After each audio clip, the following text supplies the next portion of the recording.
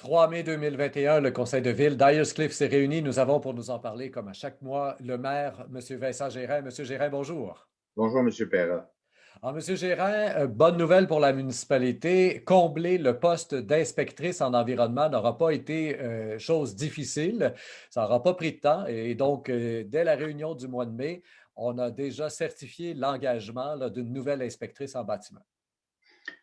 Oui, en effet, ben, on a eu quand même quatre candidatures. On s'attendait à avoir de la difficulté à avoir des candidatures. On a eu quatre candidatures et les quatre étaient très intéressantes. Et puis, finalement, notre choix s'est fait sur Mme Leblanc, qui fait un retour sur le marché du travail après 2 ans de congé familial, parental. Dans le fond, elle a prolongé son congé familial d'une année. Et puis maintenant, elle est prête à revenir sur le marché du travail. Elle a travaillé à la ville de Hudson auparavant. C'est une résidente de Magog. Et puis, elle a travaillé à la ville de Hudson, donc aussi au département des permis et d'urbanisme. Madame Leblanc a des diplômes en écologie et c'est très connexe à la fonction d'inspecteur. Elle a une certaine expérience en environnement, en inspection d'environnement. Elle a aussi un peu d'expérience en inspection municipale, en émission de permis. Évidemment, elle aura à se perfectionner d'ici là, mais elle sera pas. On est très confiant et elle est très confiante qu'elle sera rapidement compétente à émettre des permis. Et elle a commencé à travailler cette semaine chaud. So she was working in Hudson in the permit department, urbanism department, and especially environment department. So we're very satisfied with the acquisition. And so Mrs. Leblanc, Hélène Leblanc, has already started Monday, the 10th, this Monday. Et en attendant qu'elle soit comme pleinement fonctionnelle, on pourrait dire, hein, qu'elle puisse maîtriser toutes les subtilités du métier, vous avez engagé aussi en intérim Madame Nancy Bilodeau, qui, elle, pour l'instant, là, est celle qui a la permission d'accorder les permis, là. Oui, ben Madame Bilodeau va nous dépanner, je sais pas, 2 ou 3 demi-journées, là, juste pour justement accorder les permis dont les études sont avancées ou presque terminées. Donc, c'est juste une question là, de nous accommoder temporairement.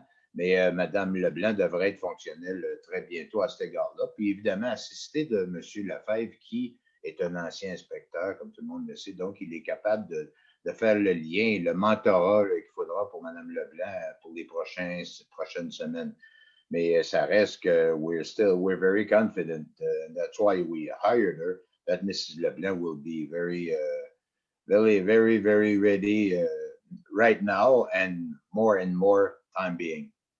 Et parlant de permis, de développement et tout ça, le Ripple Cove se réinvite mois après mois chez vous, entre autres par le biais des questions des résidents.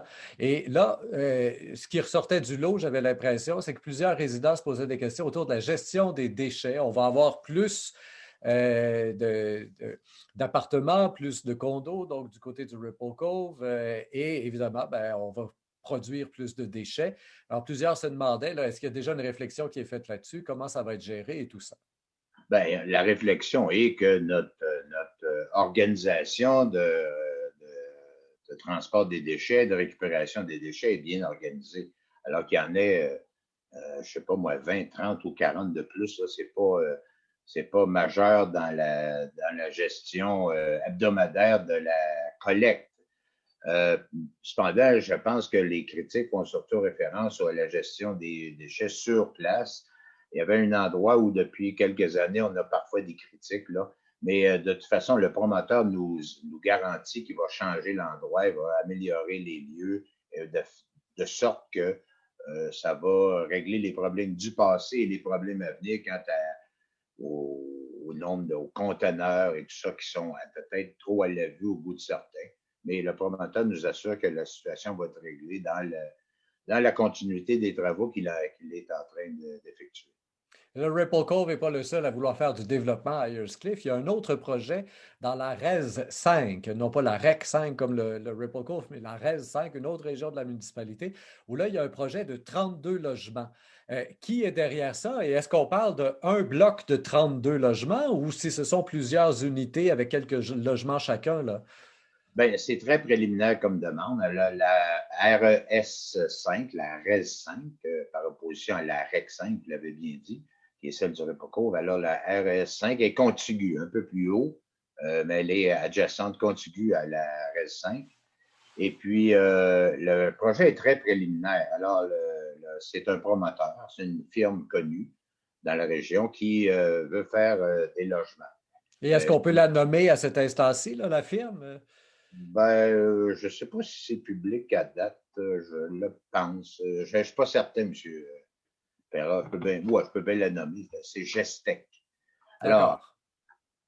Alors, j'imagine que c'est public. J'imagine qu'il n'y a pas d'objection à ce que son nom soit dit.